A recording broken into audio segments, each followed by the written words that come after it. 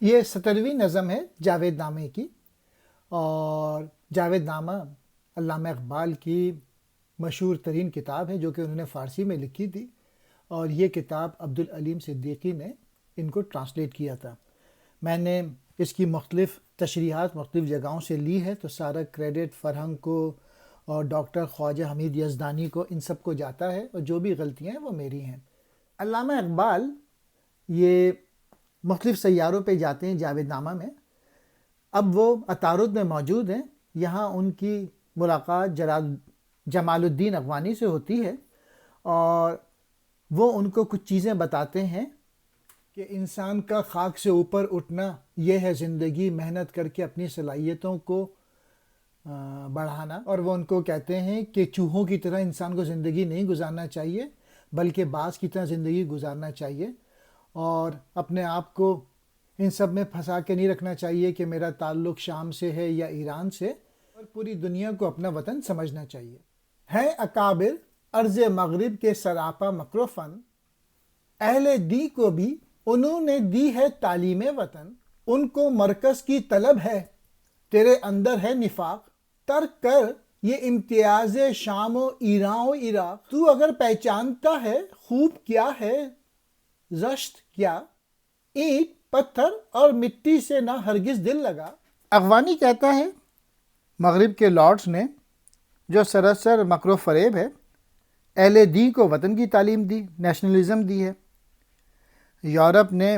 ملت کے لوگوں کو تو یہ نظریہ دیا ہے کہ دین سے دور ہو جاؤ، لیکن وہ خود تو مرکز کی فکر میں ہیں، اور تو نفاق میں پڑا ہوا ہے۔ تو بھی شام اور فلسطین اور عراق کی علیحدگی کی باتیں چھوڑ، اگر تو اچھے اور برے کی تمیز رکھتا ہے تو پھر اپنا دل مٹی پتھر اور اینٹ سے نہ لگا۔ دین کیا ہے؟ خاک پر سے اوپر اٹھنے کا نام ہے، تاکہ جان پاک اپنے آپ سے آگاہ ہو جائے۔ میسج یہ ہے کہ دنیا جو ہے افلاک کو گم کر دیا اس نے، اور وہ پیٹ میں جان پاک تلاش کرتے ہیں۔ گویا ان کے جو نظریات ہیں وہ صرف مادی دنیا کے حوالے سے ہیں، اور ان کے نزدیک شکم پروری ہی زندگی کا اصل مقصد ہے، روحانیت کی طرف ان کی بالکل توجہ نہیں۔ جان پاک سے رنگ و بو حاصل نہیں کرتی، اشتراکیت یا کمیونزم کو صرف جسم ہی سے سروکار ہے۔ اوپر اٹھنا خاک سے اسلام کا ہے دین یہی، تاکہ جان پاک کو حاصل ہو خود سے آگہی، بے قرار ہو جاتا ہے جو شخص اللہ کہے، اس نظام چار سو کی حد میں وہ کیوں کر رہے، ہے پر کا خاک سے پر خاک سے اوپر اٹھے، جان پاک افسوس ہے گر خاک کے اندر مرے۔ آدمی کی گرچہ پیدائش بھی آب و گل سے ہے، پھول کی صورت نم و تابش بھی آب و گل سے ہے۔ جمال الدین اغوانی کہہ رہے ہیں جان پاک بدن سے رنگ و بو حاصل نہیں ہوتی، کمیونزم کو صرف جسم سے ہی سروکار ہے، یعنی ساری توجہ کمیونزم کی مادیت کی طرف ہے۔ اس حق ناشناس یعنی خدا کے منکر پیغمبر کارل مارکس کا دین پیٹ کی مساوات کی بنیاد پہ قائم ہے۔ چونکہ اخوت کا مقام دل کے اندر ہے، اس لیے اس کی جڑ دل ہی کے اندر ہے، جسم میں نہیں۔ کارل مارکس کی اخوت دراصل مساوات شکم ہے، جبکہ مذہب کے مطابق یہ اخوت دل میں ہے، اور اس میں سب انسان برابر ہیں، کالے گورے کی کوئی تمیز نہیں، جبکہ مساوات شکم کا معاملہ اس کے سراسر برعکس ہے۔ جو کوئی اللہ کہتا ہے وہ اس چار طرفوں والے نظام زمان و مکان کی حدود میں نہیں سماتا۔ گھاس کا تنکا اگرچہ خاک ہے لیکن وہ خاک سے اوپر اٹھتا ہے۔ افسوس ہے کہ اگر جان پاک خاک میں ہی مر جائے۔ اگر آدمی کی پیدائش پانی اور مٹی یعنی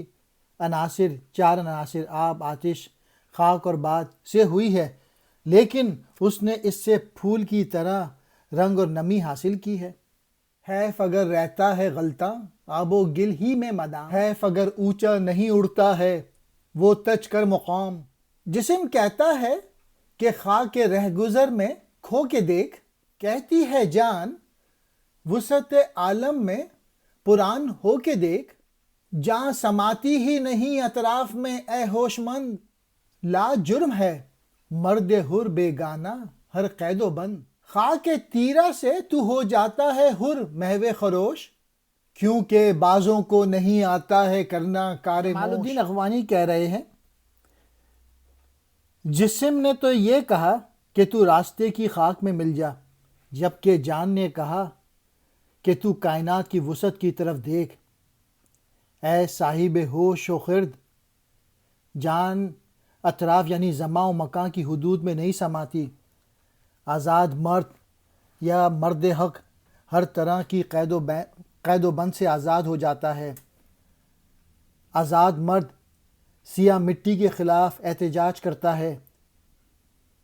اس لیے کہ بعضوں سے چوہوں کا کام نہیں ہوتا۔ میسج یہ ہے ان 4 شعروں کا کہ یہ افسوس کی بات ہے اگر آدمی ہمیشہ مٹی اور پانی ہی میں لوٹتا رہے،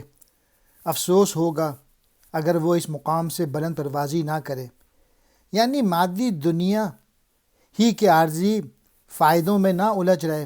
بلکہ خود کو روحانی جذبوں سے سرشار کر کے بلند مرتبہ حاصل کر اور یوں صاحب بقا ہو جا۔ جسم نے تو یہ کہہ کے کہ تو راستے کی خاک میں مل جا، جبکہ جان نے کہا کہ تو کائنات کی وسعت کو دیکھ،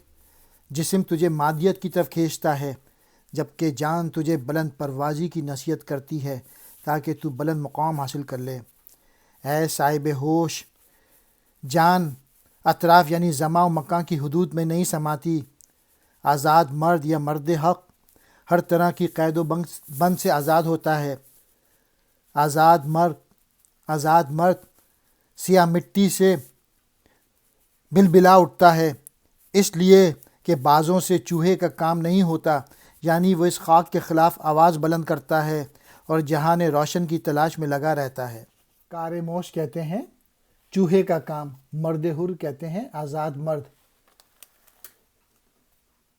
ایک مشت خاک جس کا نام رکھا ہے وطن، تو جسے کہتا ہے مصر و شام و ایران و یمن، رکھتے ہیں اہل وطن نسبت ضرور اس خاک سے، ملتیں لاریب کرتی ہیں ظہور اس خاک سے، دیکھ اس نسبت میں مضمر تو جو رکھتا ہے نظر، ایک نقطہ راس کا ہے بال سے باریک تر، گرچہ مشرق سے نکلتا ہے فلک پر آفتاب، ہے تجلیات اس کی کتنی شوخ و بے حجاب، وہ مٹی کی مٹھی جسے تو وطن کا نام دیتا ہے، یہ کہ جسے تو مصر اور ایران اور یمن کہتا ہے، اگرچہ اہل وطن کو وطن سے تعلق یا نسبت ہے، اس لیے کہ اس کی خاک سے ایک قوم وجود میں آتی ہے۔ اگر تو یعنی علامہ اقبال اس تعلق و نسبت پر نظر کر لے تو پھر تجھے